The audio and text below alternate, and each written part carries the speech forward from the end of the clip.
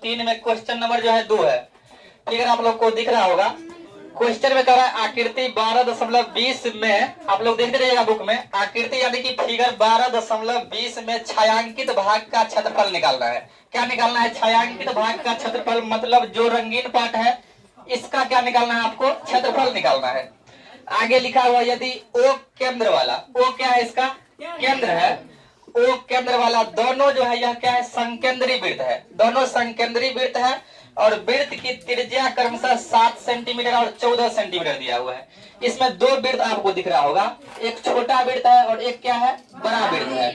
तो जो छोटा वृत्त है इसका त्रिज्या 7 सेंटीमीटर दिया हुआ है और जो बड़ा वृत्त है उसका त्रिज्या कितना दिया हुआ है? 14 सेंटीमीटर। तो ये दिया हुआ है 7, यानी कि छोटका आर का वैल्यू कितना है? 7 सेंटीमीटर लिख सकते हैं। और बड़ा आर यानी कि ये जो बड़ा त्रिज्या है ये कितना दिया हुआ है? 14 सेंटीमीटर। तो यहाँ से लेकर के यहाँ तक का जो ये वैल्यू है, ये बड़ा आर बराबर कितना दिया हुआ है? 14 सेंटीमीटर। और एक और डाटा दिया हुआ है कोण AOC यानी कि 40 डिग्री। तो थीटा का वैल्यू कितना दिया हुआ है? 40 डिग्री। तो चलिए अब समझते हैं क्वेश्चन को फिर से समझते हैं। यह जो है संकेंद्री वृत्त है, छोटका आर का यानी कि छोटका त्रिज्या 7 सेंटीमीटर और बड़ा त्रिज्या 14 सेंटीमीटर है और इसके बीच का जो कोण है वो थीटा बराबर कितना है? 40 डिग्री। तो आपको निकालना है इस रंगीन पार्ट का क्षेत्रफल। क्या निकालना है? रंगीन पार्ट का क्षेत्रफल। हम आपको समझाने के लिए इसको जो है थोड़ा मिटाते हैं, तब आपको कुछ ज्यादा समझ में आ जाएगा। अगर इसको हम मिटा देंगे तो आपको जो है अब जो नजर आने वाला है, देखिएगा, क्या यह त्रिज्यखंड दिखा आपको? त्रिज्यखंड दिखा? ये आपका त्रिज्या है और ये त्रिज्या है। त्रिज्यखंड में भी अगर आपको 2 त्रिज्यखंड दिख रहा होगा, एक ये पूरा वाला यहाँ से लेकर के यहाँ तक दिख रहा है, यहाँ से यहाँ तक पूरा, और एक यहाँ से लेकर के ये वाला दिखा, यानी कि 2 त्रिज्यखंड है इसमें। तो कह रहा है इस रंगीन का निकालिए। अगर आपको यहाँ हम फिगर से समझा दे इस तरह से, यही है क्या? इस तरह से ये रंगीन है। तो हम क्या करेंगे, एक बार बड़ा त्रिज्यखंड का निकाल लेंगे क्षेत्रफल। बड़ा त्रिज्यखंड का यानी कि त्रिज्या का वैल्यू कितना लेकर के? 14 लेकर के। और एक बार निकाल लेंगे ये छोटा वाला।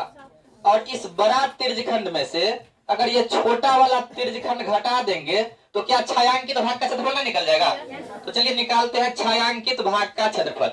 तो छायांकित भाग का क्षेत्रफल क्या हो जाएगा? छायांकित भाग का क्षेत्रफल बराबर भाग का क्षेत्रफल बराबर बड़े त्रिज्यखंड का क्षेत्रफल, बड़े त्रिज्यखंड का क्षेत्रफल। उसमें से आपको घटाना है ये छोटा वाला ना, क्योंकि अगर ये छोटका घटाएंगे तब ना ये रंगीन बचेगा।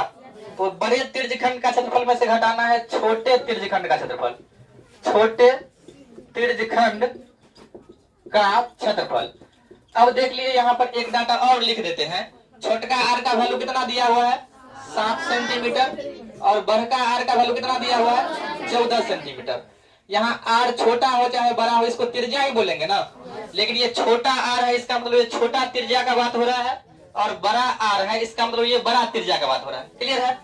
अब जो है बड़े त्रिज्यखंड का क्षेत्रफल क्या होगा? त्रिज्यखंड का क्षेत्रफल थीटा बट्टा 360 गुना में क्या हो जाएगा? पाई। बड़ा त्रिज्यखंड है ना, तो बड़ा आर का स्क्वायर होगा माइनस छोटे त्रिज्यखंड का क्षेत्रफल क्या हो जाएगा? थीटा बट्टा 360 गुने पाई छोटका आर का स्क्वायर। यही होगा ना। अब जो है देखिए तो पाई का वैल्यू कितना दिया हुआ है? पाई का वैल्यू छोटा 7 ही है। देखिए अब कॉमन ले लेते हैं इसमें। थीटा बट्टा 360 और पाई इसमें भी है, और थीटा बट्टा 360 पाई इसमें भी है। दोनों में है ना। थीटा बट्टा 360 इसमें भी है और इसमें भी है, पाई इसमें भी है और पाई इसमें भी है। अब बहुते कहेगा आर इसमें भी है, आर इसमें भी है। तो आर का ये अलग अलग वैल्यू है, इसलिए उसको कॉमन नहीं ले सकते हैं।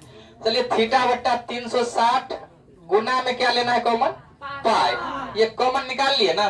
तो अब जो यहाँ पर बच गया, ये बच गया बड़का आर का स्क्वायर माइनस क्या बचा?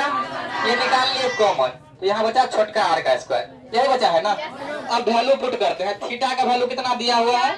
40 डिग्री बट्टा में 360 फॉर्मूला में है, गुने पाई का वैल्यू कितना? 10 बट्टा 7 और ब्रैकेट बड़का आर है कितना? 14। तो 14 का स्क्वायर होगा, 14 का स्क्वायर माइनस छोटका आर का वैल्यू कितना है? 7, यानी कि 7 का स्क्वायर। क्लियर है? अब अगर काटेंगे इसको तो 40 से ये 9 बार में कटेगा, 9 बार में ये कट जाएगा। अब जो है यहाँ पर 22/7 ये नहीं कट रहा है, तो इसको हम गुना करके लिख देते हैं। ये हो जाएगा 22/9 सत्ते 63 हो जाएगा। और इंटू में क्या है 14 का स्क्वायर, क्या 196 होता है, और माइनस 7 का स्क्वायर 49। तो अब जो है यहाँ पर 22/63 है, 22/63, और इसका मतलब क्या होता है गुना होता है। और इसको घटाएंगे तो कितना हो रहा है, 16 में से 9 गया तो ये 7 होगा, और ये 8 में से 4 गया तो 4, और यहाँ पर ये कितना बच रहा है 1 बच रहा है। तो अब जो है इसको हम अगर काटेंगे यहाँ से तो ये कितना से कटेगा, 7 4 11 1 12 3 से कटेगा। तो 3 से अगर काटेंगे तो 3 दूना 6 और 3 एकम 3, और इसको काटेंगे तो 3 चौका 12 और 3 नमा 27।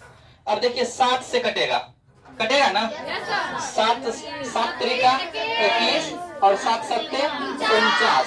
अब तो नहीं कटेगा, तो 22 से 7 का गुना 22 सत्ते 154, और बट्टा में कितना है 3 और 3 एकम 3।